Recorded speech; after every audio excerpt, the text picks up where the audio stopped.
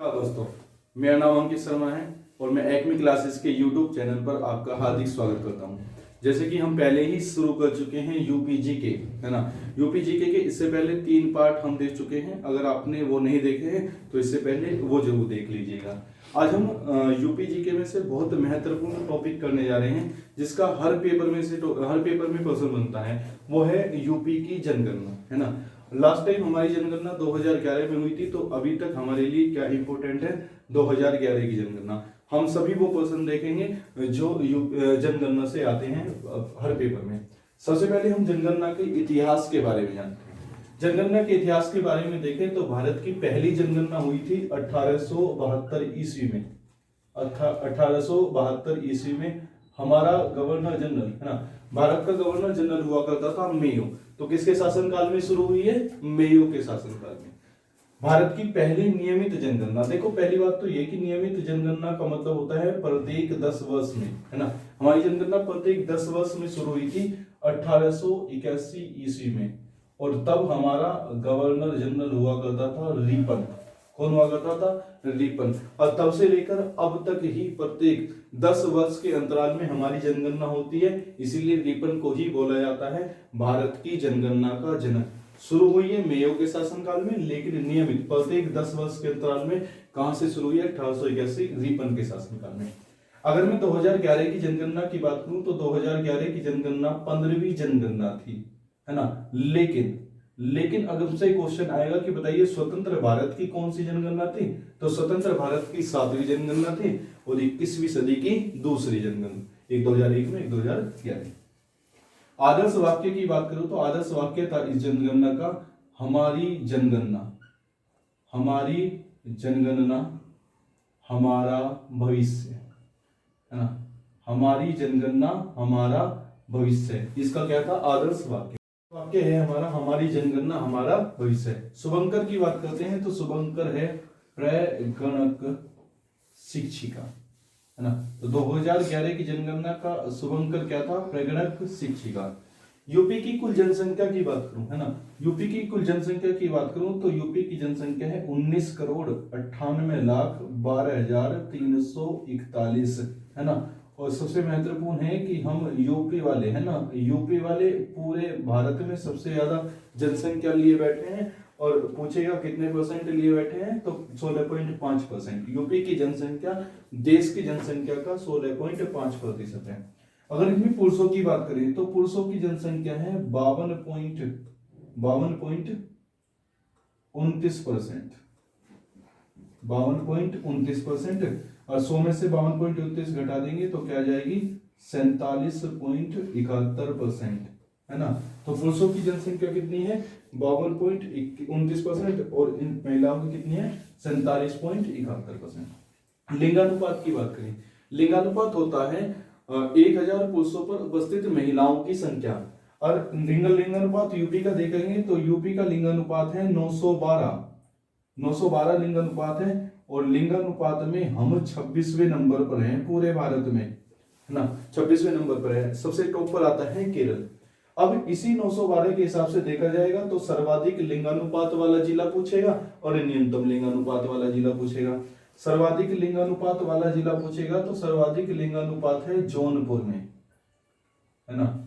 सर्वाधिक लिंगानुपात वाला जिला कौन सा है? जौनपुर। अगर पूछेगा न्यूनतम लिंगानुपात वाला जिला, तो न्यूनतम लिंगानुपात है गौतम बुद्ध नगर में। गौतम बुद्ध नगर। अब जनघनत्व की बात करते हैं। जनघनत्व होता है 1000 पुरुषों पर 1 वर्ग किलोमीटर में रह रहे व्यक्तियों की संख्या। और ये जनगणना यूपी का 2011 की जनगणना के हिसाब से 829 है, और पूरे भारत में हम 9वें नंबर पर है। सबसे टॉप पर आता है बिहार। भारत में सबसे ज्यादा जनगणना वाला राज्य जो है बिहार है।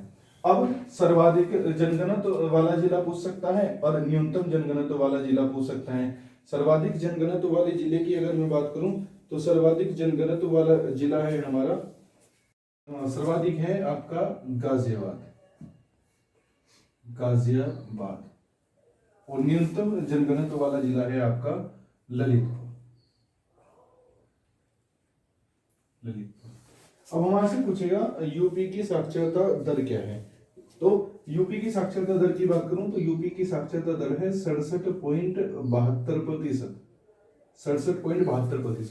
अब इसमें भी क्या पूछेगा, इसमें भी पूछेगा कि बताइए सर्वाधिक साक्षरता दर वाला जिला और न्यूनतम साक्षरता दर वाले जिला। तो सर्वाधिक की बात करूं तो सर्वाधिक साक्षरता दर वाला जिला है गौतम बुद्ध नगर, गौतम बुद्ध नगर। और न्यूनतम साक्षरता दर वाला जिला है आपका श्रावस्ती, श्रावस्ती। एक बात और, गौतम बुद्ध नगर में ही सबसे ज्यादा साक्षरता दर है पुरुषों की।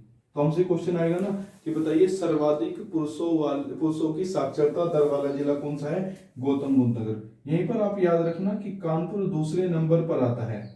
कानपुर वैसे साक्षरता में दूसरे नंबर पर आता है, लेकिन महिला साक्षरता की बात करें तो जैसे पुरुषों की साक्षरता सबसे ज्यादा कहां पर है, गौतम बुद्ध नगर में, ऐसी महिलाओं की साक्षरता सबसे ज्यादा कहां पर है, कानपुर में।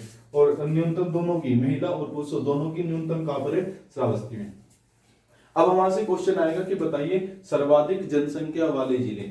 सर्वाधिक जनसंख्या वाले जिले की जनसंख्या में हमने पहले बताया था हम राज्य करते हैं, तो ये क्या हो जाएगा, प्रयागराज। और दूसरे पर आता है मुरादाबाद, प्रयागराज और मुरादाबाद। न्यूनतम जिले की बात करें तो न्यूनतम जनसंख्या वाला जिला, सबसे कम जनसंख्या है महोबा में।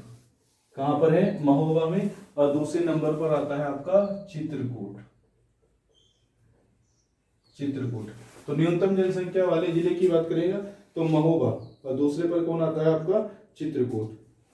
अगर हमारे से पूछेगा कि बताइए औसत 10 के वृद्धि दर कहां की कितनी रही है, तो 20.23%।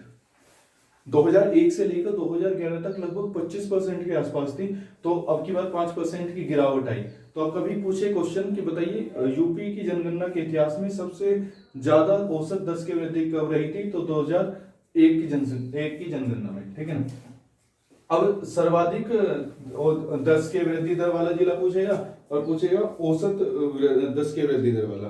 सर्वाधिक वृद्धि दर की बात करूं तो सर्वाधिक 10 के वृद्धि दर दर्ज की गई है गौतम बुद्ध नगर में, गौतम बुद्ध नगर में। और न्यूनतम दर्ज की गई थी कानपुर में। कहां पर दर्ज की गई, कानपुर में।